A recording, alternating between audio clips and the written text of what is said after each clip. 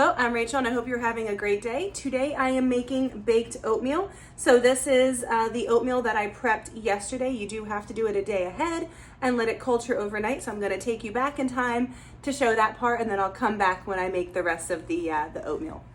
Okay, so far I am putting 6 cups of oats. You can make half of this. I will put the recipe in the description box. You can cut this recipe in half if you want.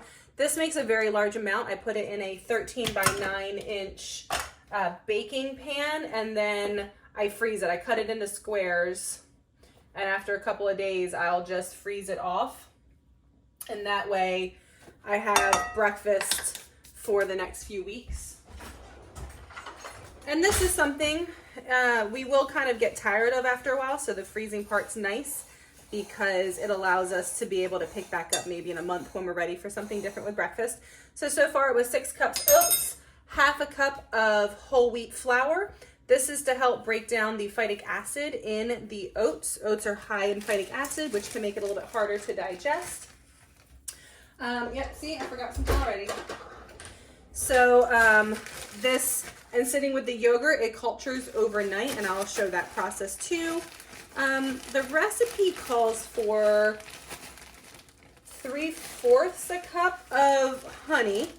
I'm not using honey. I'm using a 1/4 cup of dark brown sugar and a 1/4 cup of maple syrup. You can do all dark brown sugar, do half dark brown sugar, half regular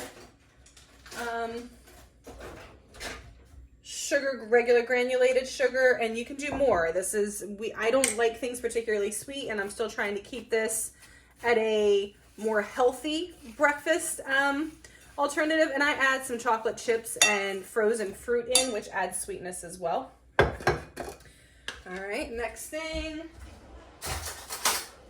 This is fresh, actually very fresh. I just made it last night. It hasn't even gone in the fridge yet.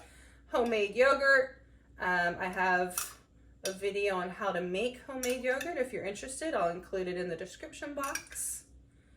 So it calls for 2 cups of liquid. You can do milk kefir, you can do yogurt, buttermilk. 1/2 of it really should be the cultured dairy product. That's what helps to kind of get the ball rolling and kind of breaking down the phytic acid, making this easier to digest. So it's critical part. And then the recipe that I kind of have based this off of, I don't really follow any one recipe. It calls for 1 cup of butter to this amount of oats. It's just a little high for me.